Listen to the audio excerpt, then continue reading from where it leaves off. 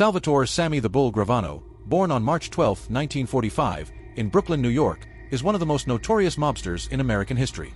He gained infamy for his involvement in organized crime, particularly as a high-ranking member of the Gambino crime family, and for ultimately betraying the mafia by becoming a government informant. His life spanned several key American cities, each playing a role in his rise within the criminal underworld and eventual downfall. Early life and entry into crime: Brooklyn, New York. Gravano was born into an Italian-American family in Brooklyn, New York. From a young age, he displayed a rebellious nature, which led him into petty crime. He joined a street gang known as the Rampers, where he first demonstrated his violent tendencies. Gravano earned the nickname Sammy the Bull after standing up to older kids who tried to steal his bike. His toughness caught the attention of local mobsters, leading to his recruitment into organized crime in his 20s. Rise in the Mafia, New York City.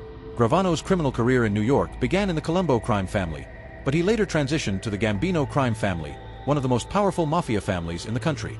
Under the leadership of Paul Castellano, Gravano quickly rose through the ranks, earning respect for his intelligence, business acumen, and ruthlessness. He was involved in a wide range of criminal activities, including extortion, racketeering, and loan sharking. Gravano's role in the mafia solidified in 1985 when he participated in the assassination of Gambino boss Paul Castellano. The hit, orchestrated by John Gotti, allowed Gotti to seize control of the family, with Gravano becoming one of his most trusted lieutenants. Gravano became the family's underboss, essentially the second in command, overseeing a vast criminal empire. Murders and crimes.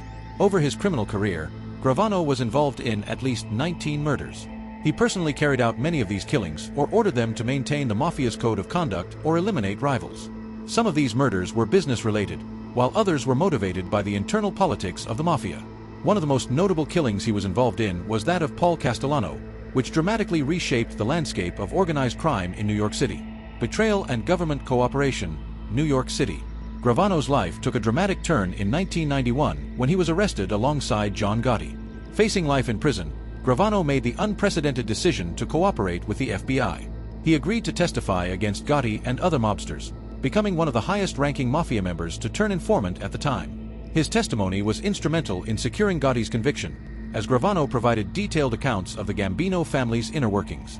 In exchange for his cooperation, Gravano received a reduced sentence and entered the witness protection program. His decision to betray the mafia, once considered unthinkable, had a seismic effect on organized crime, as it set a precedent for other mobsters to turn informant.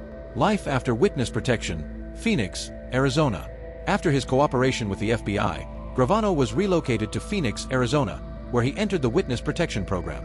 However, Gravano's criminal instincts were difficult to suppress, and he soon became involved in illegal activities again. Despite his new identity, Gravano eventually abandoned the program and started a construction business under his real name. In Arizona, Gravano operated a drug distribution ring that sold ecstasy, primarily to young people in nightclubs. In 2000, he was arrested again, along with his wife, son, and daughter, for his involvement in this narcotics operation. This time, he was sentenced to 19 years in prison. Documentary and media presence. Gravano's life story, filled with violence, betrayal, and crime, became the subject of multiple documentaries, books, and media interviews. One notable documentary is Our Godfather, Sammy the Bull Gravano, which delves into his life in the mafia, his cooperation with the government, and the long-lasting effects of his decision to turn on his former associates.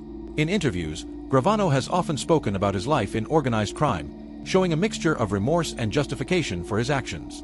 Gravano's cooperation with the government and his insight into the mafia's operations also made him a valuable subject for law enforcement and researchers studying organized crime. His interviews and memoirs provide a first-hand look at the mafia's structure and culture. Final years and later life, Arizona. After being released from prison in 2017, Gravano relocated to Arizona, where he lives a quieter life compared to his notorious past.